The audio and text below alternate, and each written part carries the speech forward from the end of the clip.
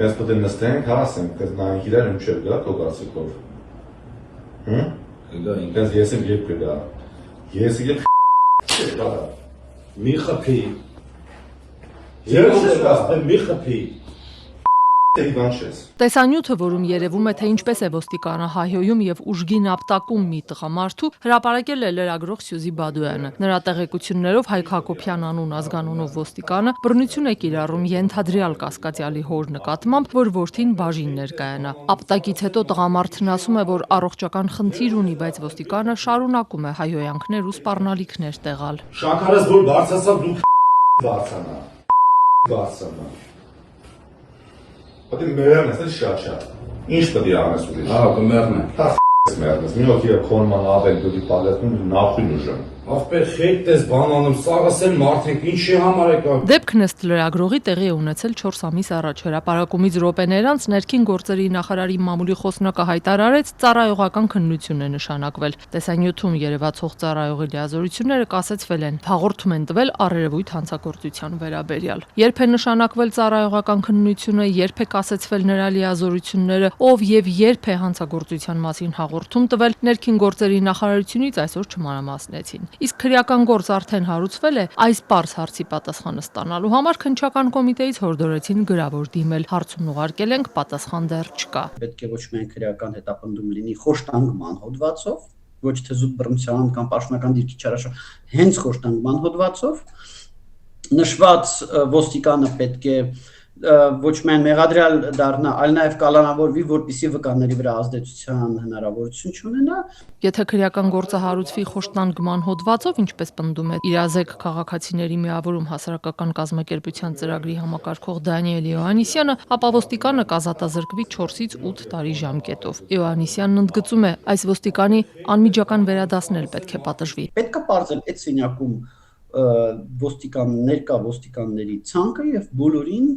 այդ հենց տենց ցանկով միանգամից հեռացնել ոստիկանության համակարգից խոշտանգման դեպքի մասին տեղյակ լինելու եւ դրա մասին զեկուցագիր կամ հաղորդում չներկայացնելու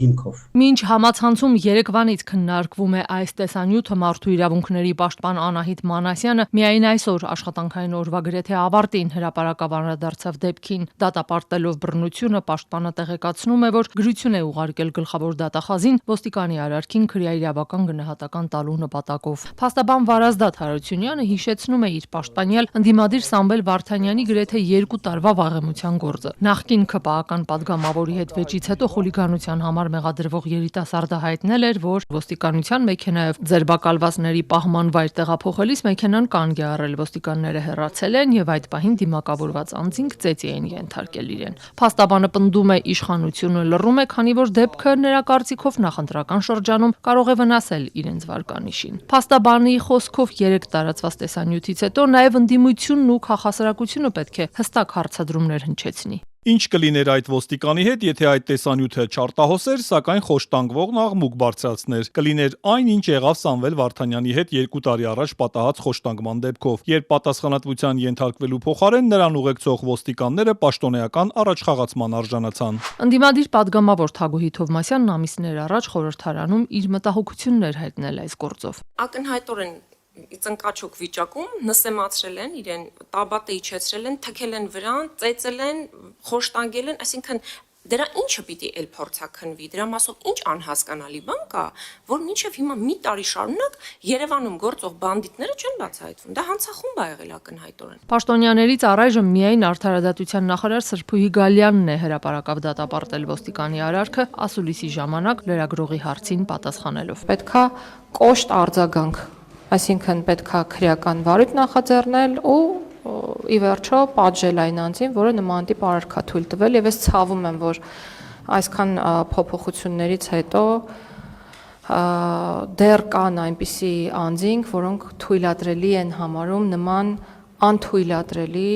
վարքագիծը։ Նախարարի նշած բարեփոխումները չի նկատում նաև մեկ այլ քաղաքացի Սերգեյ Աբրահամյանը, որն այժմ բանտում է քննիչի նկատմամբ բռնություն կիրառելու մեղադրանքով։ Աբրահամյանն էլ մեկ այլ գործով ոստիկաններին է մեղադրում իրեն բերման ենթարկելիս խոշտանգելու համար։ Ու եթե ինքն արագ հայտնվել է բանտում այլ գործով, ոստիկանների դեմ նրա բողոքը հետևանք չի ունեցել։ Դատախազը վերջերս որոշել էր քրեական հետապնդում չհարուցել ոստիկանների նկատմամբ, նրանց արարքում հանցակազմ չտեսնելով։ Ովքեր դրանից կանդալա, ոսկորները ժակն լայնս կոչոն բերանից կապել են գլխից գոդապատելով, մի 15 հոգով քաղաքիներով կողշիկի տակով դեմքից քել վրեր։ Հայաստանյան իրավապաշտպանների տվյալներով վերջին տարիներին խոշտանգման հոդվածներով անցնող որոշ ոստիկաններ ոչ միայն չեն պատժվել, այլև նրանցից ոմանք առաջ խաղացում են ստացել։ Ներքին գործերի նախարարության կարգապահական հանձնաժողովը հայտնել է, որ նախորդ տարի 43 ծառայող ենթարկվել է կարգապահական պատասխանատվության։ Նրանցից 30-ն ազատվել է աշխատանքից, սակայն չի նշվում ինչ խախտումների համար։